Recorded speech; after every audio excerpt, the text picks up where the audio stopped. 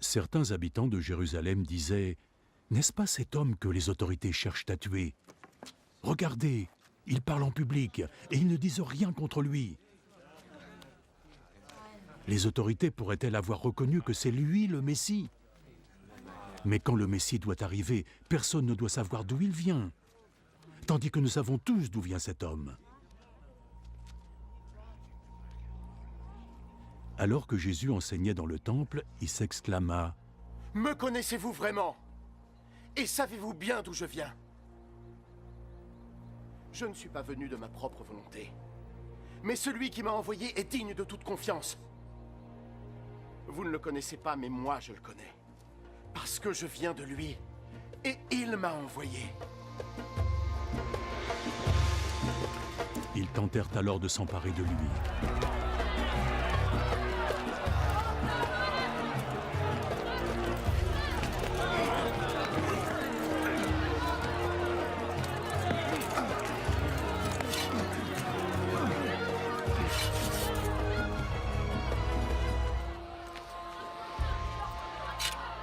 Mais personne ne mit la main sur lui, parce que son heure n'était pas encore arrivée.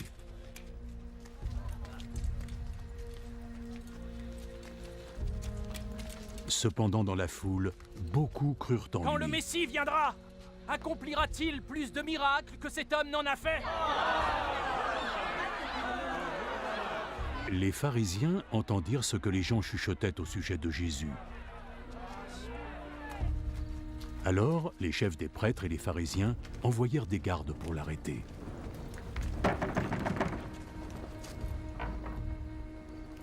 Je serai avec vous pour un peu de temps encore. Ensuite, j'irai auprès de celui qui m'a envoyé. Vous me chercherez, mais vous ne me trouverez pas. Parce que vous ne pouvez pas aller où je serai. Les autorités juives se demandèrent entre elles « Où a-t-il l'intention d'aller pour que nous ne le trouvions pas ?» Ira-t-il dans les villes grecques où vit notre peuple et enseigner aux Grecs? Il a dit que nous le chercherons, mais que nous ne le trouverons pas. Et que nous ne pouvons aller là où il se rendra. Que voulait-il dire? Le dernier jour de la fête était le plus important. Et Jésus, debout, parla d'une voix forte. « Si quelqu'un a soif, qu'il vienne à moi. Et si quelqu'un croit en moi, qu'il boive. Comme disent les Écritures, des cascades d'eau vive jailliront au sein même du Messie. » Jésus parlait de l'Esprit de Dieu, que ceux qui croyaient en lui allaient recevoir.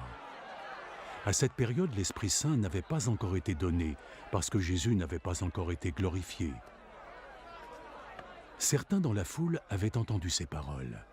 Cet homme est vraiment le prophète! C'est le Messie! Le Messie ne peut pas venir de Galilée? L'Écriture dit que le Messie sera aussi un descendant du roi David et qu'il naîtra à Bethléem, le village où David a vécu. La foule se divisa à cause de Jésus. Certains voulaient qu'on l'arrête, mais personne ne mit la main sur lui. Quand les gardes rentrèrent, les chefs des prêtres et les pharisiens leur demandèrent « Vous ne l'avez pas arrêté? Jamais personne n'a parlé comme cet homme le fait. Alors il vous a trompé, vous aussi. Avez-vous eu connaissance d'un membre des autorités ou d'un pharisien qui croit en lui? Cette foule ne connaît pas la loi de Moïse.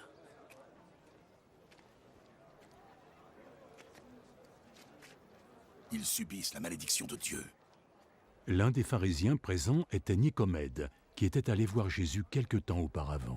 Conformément à notre loi, nous ne pouvons condamner quelqu'un sans l'avoir préalablement entendu et sans que l'on sache ce qu'il a fait. Alors, toi aussi tu viens de Galilée.